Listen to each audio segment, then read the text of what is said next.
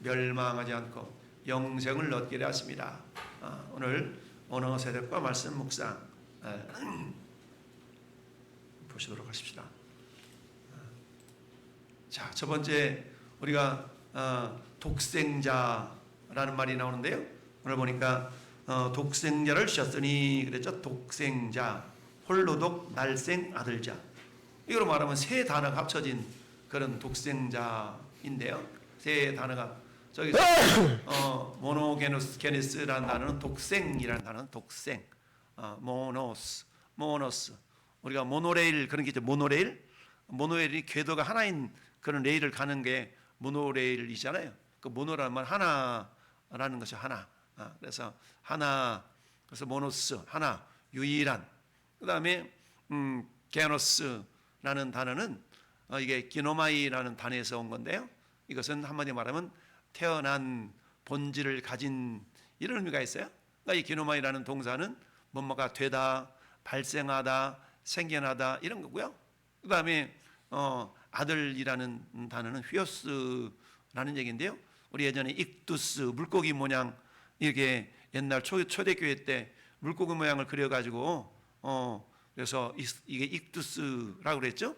예수 그리스도, 데오스, 그 다음에 하나님 아들 예수 구주, 조의 뭡니까 소테르 조에 이렇게 해가지고 예수 그리스도 우리 구주 휘오스 아들 이렇게 해서 뭐 이렇게 익두스가 단어가 된다 그랬잖아요. 그때의 아들이라는 단어 여기 휘오스라는 단어인데 그래서 예수 그리스도는 하나님의 아들 우리 구주다 이런 이제 의미가 있는 게 익두스라는 머리 글자를 따서 우리 예전에 묵상해 본 바가 있고요. 이것은 독생자 예수 날 위하여 오시었네 이 이런 노래가 있잖아요. 이 의미는 어떠냐? 단순히 하나뿐인 외아들이라는 의미도 있지만 거기에다가 좀 더 우리 유일하게 본질을 공유하는 아들이라는 의미가 있어요. 본질을 공유한다는 얘기죠.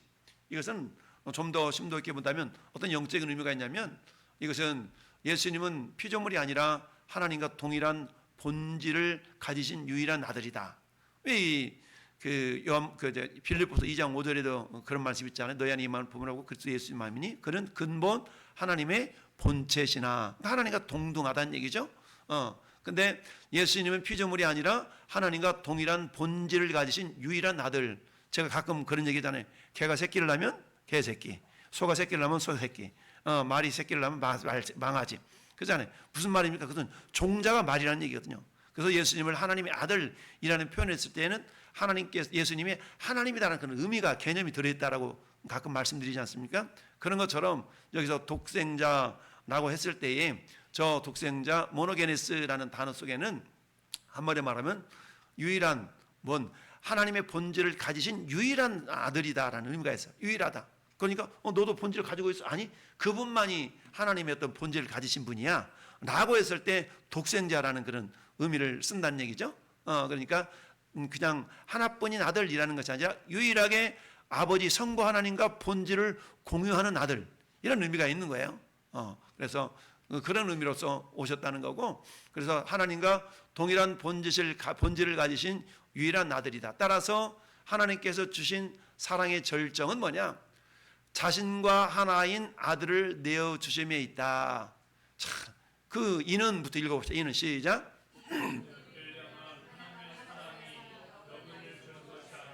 전부를 주는 희생적 사랑임을 확증합니다. 아주 저 감동이지 않아요? 그러니까 우리가 하나님을 향한 헌신의 자세가 적어야 되거든요. 헌신의 자세는 내 여분을 이렇게 드리는 것이 아니라 내 전부를 드린다는 마음가짐을 가지고 우리가 신앙생활을 해야 되거든요. 근데 우리 그렇기보다는 내 여분, 내가 시간 있으면요 할게요. 시간이 있으면 한 게 아니라 시간을 내서 하는 거죠. 시간을 내서. 신앙생활은요 시간이 있어서 하는 게 아니고 시간을 내서 하는 겁니다. 그래서 여분, 하나님이 우리에게 주신 사랑은 여분의 사랑이 아니에요. 본질적으로 그분과 동일한 모노게네스라는 말 자체가 그분과 질적으로 같은 그분의 아들이라는 얘기입니다. 할렐루야. 그러니까 일부를 주신 것이 아니라 그분 전체를 주신 거예요. 전체를. 참. 그래서 말씀 묵상하면서 너무 복이 되는 거예요. 우리를 향한 하나님의 사랑이 여분을 주신 그 사랑이 아니라 전부를 주신 그 사랑이 독생자라는 그 단어 속에 담겨져 있는 의미이다. 할렐루야. 그래서 우리도 그런 하나님의 전부를 받았다면 우리도 주와 복음을 위해서 우리를 드릴 때 여분의 어떤 헌신, 여분의 드림이 아니라 내 전부를 드린다는 심정으로 하나님 앞에 나아갈 수 있어야 된다. 그래서 로마서 12장 한번 펴볼까요? 로마서 12장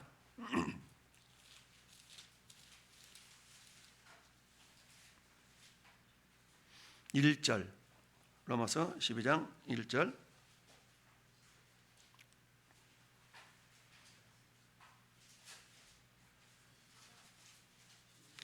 로마서 12장 1절 찾으면 아멘. 시작.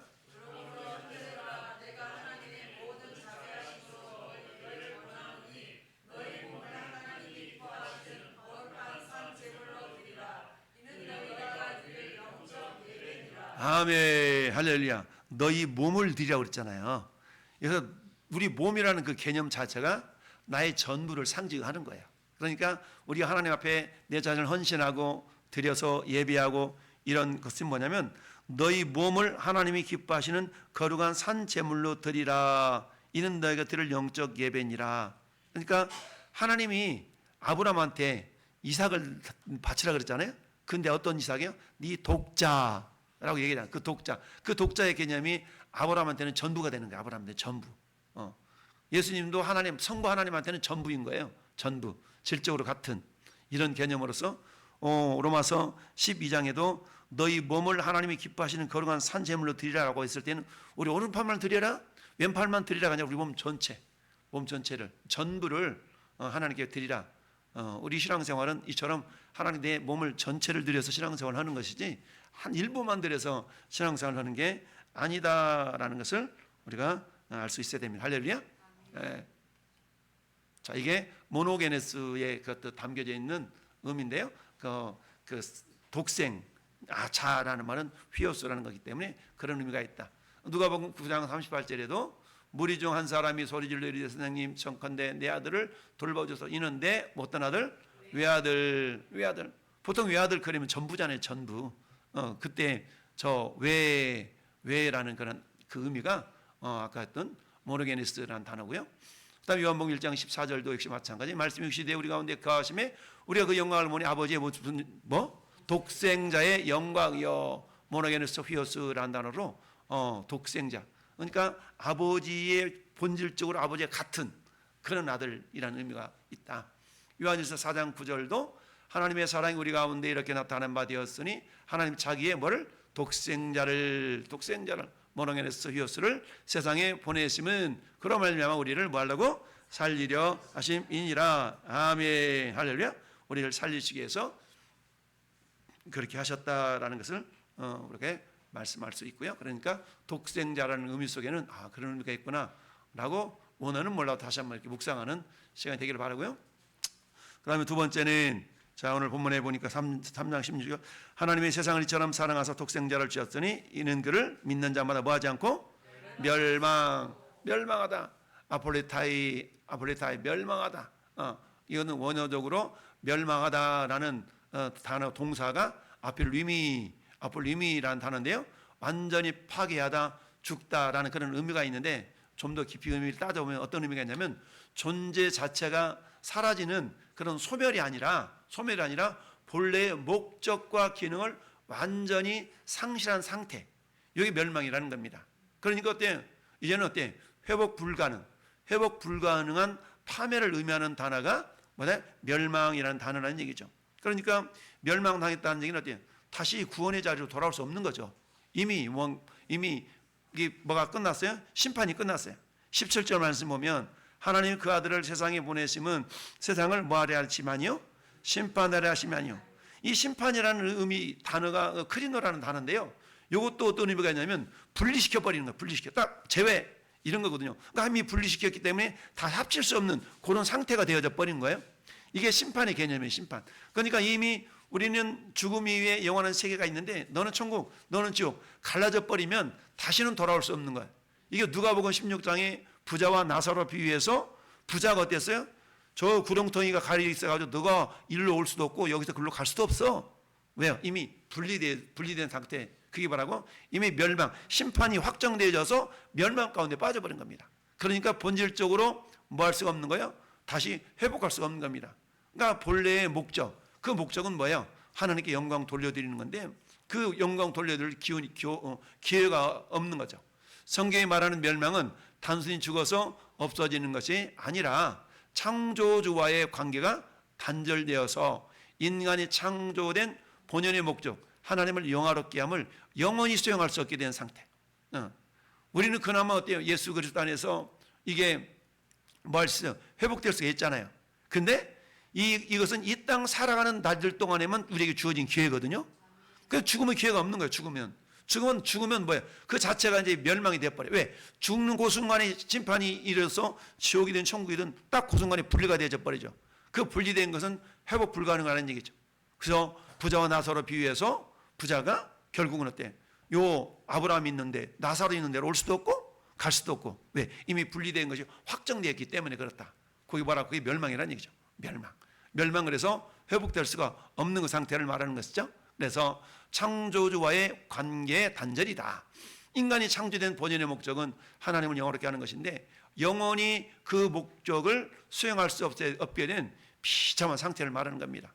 가끔 말씀드린 것처럼 우리 한국이 1년에 한 달에 1년인가? 30만 명인가? 자살해 죽는 사람이 1년인가? 그래서 죽는 사람 이렇게 예수 믿지 않고 죽는 사람들 보니까 1초에 2명씩인가 통계적으로 그렇다고 하잖아. 1초에 2명이 지옥 간다는 그런 이야기가 있는데 어쨌든 하나님 없는 영원한 유기는 내버려 둔다는 얘기죠. 하나님은 영원한 유기가 진정한 멸망의 본질이다라는 얘기죠. 이런 로마서 1장에 보면은 내버려 두사 이런 말씀이 있지 않습니까? 내버려 두사. 우리가 신앙생활 하는데 그 누구도 관심을 갖지 않고 내버려 둔다는 것은 아우 잘 됐다. 내 마음대로 해야지. 이게 축복이 아니라 그건 저주에 가까운 거예요. 누군가가 신앙생활을 잘못하면 가서 왜 잘못하냐고 채근도 하고 책망도 하고 이래야 그게 바른 것이지. 내버려둬 그냥 잘하든 잘못하든 이거는 안 된다. 이건 뭐야? 이건 유기잖아요. 유기라는 것은 하나님의 사랑을 지금 받지 못한 그 상태를 말하는 거기 때문에 어쨌든 누군가가 간섭하고 정말 왜 그러냐고 그럴 때가 좋은 거란 얘기죠. 그래서 한번 하면 멸망이라는 것은 죽어서 없어지는 그것뿐만 아니라 하나님과 영원한 관계의 단절, 즉 본인의 목적을 상실해 버렸어. 우리가 왜 그러잖아요. 고장나면 고쳐 쓰는 것이 있고 차도 고쳐 쓸 게 있고 폐차시킬 게 있지 않습니까? 그러니까 완전 이거는 고쳐 못 쓰겠다. 이건 폐차시켜야 된다. 이게 멸망의 상태라는 얘기입니다. 본연의 기능을 완전히 상실해서 고쳐 쓸 수 없는 상태. 이게 멸망의 상태라는 얘기죠. 근데 살아있는 날들 동안에는 아무리 고장나도 할지라도 우리는 고침받을 수 있는 기회가 있는 거예요. 근데 죽어버리면 기회가 없어요. 그래서 죽으면 그 멸망으로 끝나는 거거든요. 그러니까 우리는 어때? 그 누구를 전도할 때도 이 사람이 이래서 안 되고 저 사람이 이래서 안 되고 저래서 안 되고 그게 아니라 살아있는 날 동안에는 우리 인간 생각을 아무리 불가능할 것 같아도 하나님께는 불가능이 없기 때문에 할렐루야. 근데 그 기회는 살아있는 날들 동안에만 가능하다는 얘기입니다. 할렐루야. 오늘 여러분들이 모셔와 분들 보세요. 대부분 보니까 교회를 다녔던 분, 또 하나는 옛날에 뭐 저기 좀 빼싹 마르신 분이, 이 성함이 그분이? 네, 그분이 박정희 씨. 그분이 저 여수에서 초등학교 때인가 다니셨다는 거예요. 근데 초등학교 때니까 지금 한참 나이 됐으니까 50년, 50년 전 상황이잖아요. 근데 그때 기억이 있는 거예요. 그냥 추억이 있는 거죠. 그 추억이 있어.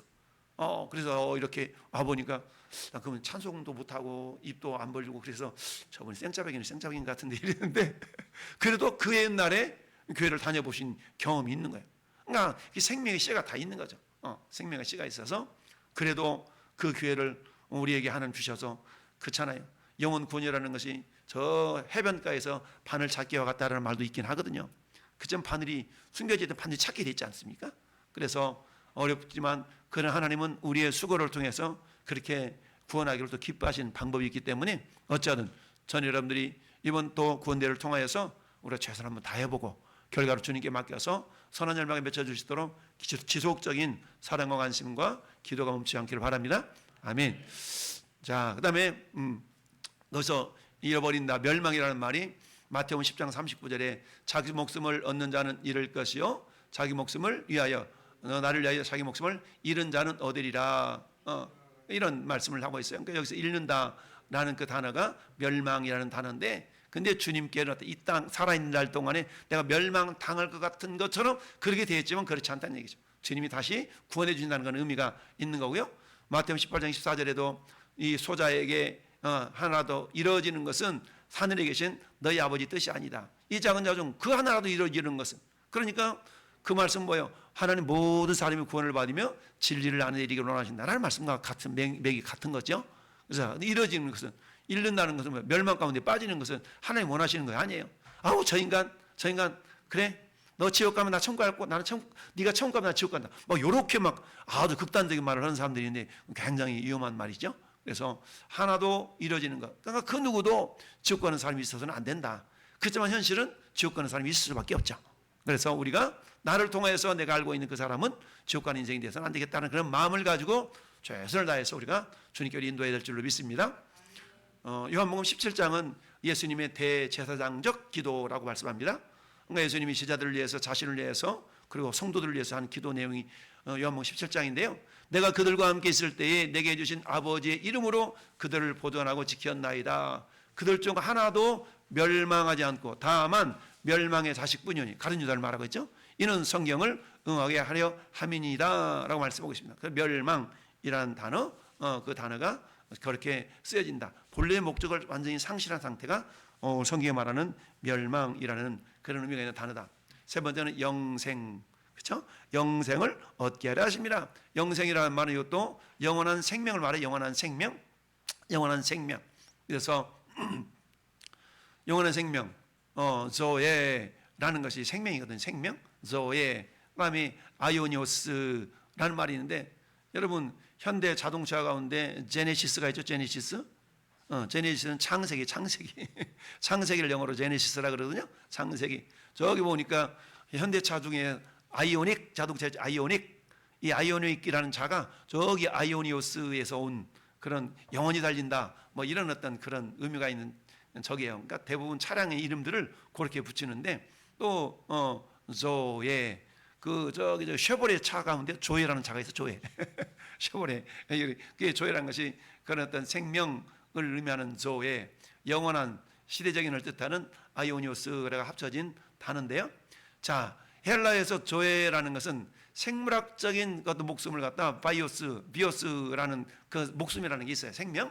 그것과는 좀 다르게 조에라는 단어는 하나님께 속한 신성한 생명을 뜻할 때 조에라는 단어가 사용되었더라라는 것을 이렇게 이해할 수 있으면 되네요. 그래서 영생, 영원한 생명, 조에 아이오니오스라는 단어인데, 이것은 어떤 의미를 가지고 있냐면, 영생이라는 것은 단순히 시간적으로 오래 사는 것이 아니라 그것은 생명의 질적인 그런 문제라는 건데, 요한복음 17장 3절, 영생은 유일하신 참 하나님과 그가 보내신 자 예수 그리스도를 어떤 거? 안다. 이건 지식적인 알물 말하는 게 아니잖아요.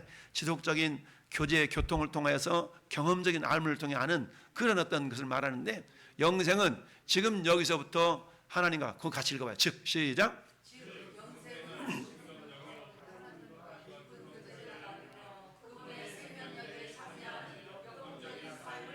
아멘. 그러니까 영생, 죽어도 가면 되지, 이런 차원이 아니에요. 영생이라는 것은요, 이 땅 살아있는 날들 동안에도 내가 생명, 예수 그리스도의 생명을 충만히 누리는 상태, 이런 사람이라야만 영생을 누리는 것이지, 나 죽으면 영생하지 뭐, 이거 차원이 아니에요. 이 땅에서도 주님이 주신 생명을 풍성히 누려서 신앙생활 자체가 역동적이고 그야말로 이런 어떤 그런 모습을 보일 때에 이 사람이 죽어서 영원한 영생을 얻는 것뿐만 아니라 영생은 이곳에서부터 연결이 되는 거예요. 가끔 얘기하잖아요. 우리 주방에 있는 수도꼭지가 저기 우리 팔당이 청평이야. 거기까지 연결됐잖아요. 연결이 됐기 때문에 물처럼 여기 나오는 것이잖아요. 아무리 수도꼭지를 금으로 만들어 놔봐, 저게 딱 단절되어 있으면 그건 그냥 장식품이지 물을 흘려보낼 수 없는 거죠. 이 땅에서 내가 아주 건버지르래, 껍질은 목사야. 근데 전혀 생명력이 없어. 이거나 금 수도꼭지나 연결되지 않는다면 아무런 의미가 없는 것처럼, 우리 영생은요 지금 누리는 겁니다. 할렐루야. 영생은 지금 여기서부터 하나님의 깊은 교제를 나누면서 그분의 생명력에 참여하는 역동적인 삶을 의미하는 겁니다. 할렐루야. 그래서 주님이 이것을 이루도록 하기 위해서 뭐라고 그래요? 성령 충만하라고 말씀하는 것이죠.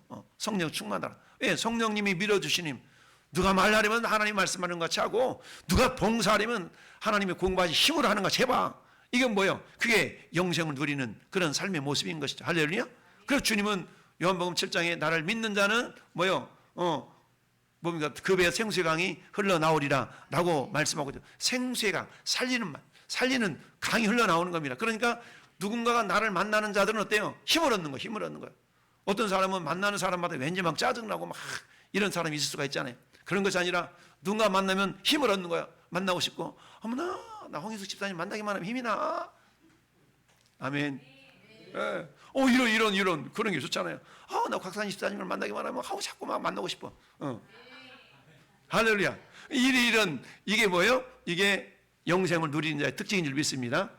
뭔 일 있어? 왜 기운이 없어? 그냥 오늘 교회 갔다 왔는데 그래? 그냥 안 났어 그래서. 이게 아니라 영생을 누리는 자는 어떤 상황 가운데서도 아주 활기차게 나 그런 일이 있는데 그냥 떨치고 왔어. 할렐루야. 예수는 나의 힘이요. 팍 이러면서 이런 믿음의 모습이 뭐라고요? 영생을 누리는 자의 삶의 모습이다. 할렐루야. 그렇습니다. 영원한 생명, 조이 아이오니오스, 이 어떤 그런 생명력이 이 시간 함께하고 있는 저와 여러분에게 충만의 매개를 축복합니다. 그래서 오늘 요한복음 3장 16절 말씀에 자, 독생자라는 의미는 본질적으로 그분과 동일한 것. 그래서 하나님 우리에게 사랑을 주시되 뭘 주셨다? 전체를 주셨다. 전부를 주셨다. 할렐루야. 그런 의미. 그래 멸망이라는 것은 뭡니까? 멸망이라는 본질적인 본질을 상실한 거예요. 본질을 다 상실해가지고 회복 불가능한 상태. 그러니까 차가 고장나면 사고를 당하면 고쳐 쓸 차가 있고 폐차시킬 차가 있는데 이건 폐차시킬 차와 같은 그런 상태를 멸망이라는 단어를 쓴다는 얘기고요. 영생이라는 것은 뭐예요? 죽으면 영생이 없지. 이게 아니라 지금 이곳에서부터 생명력 있는 삶을 누리는 그런 상태. 왜? 우리 주님 자체가 생명이니까. 할렐루야. 그래서 시편 한 절만 봅시다. 시편 16편 마지막 절. 시편 16편 마지막 절.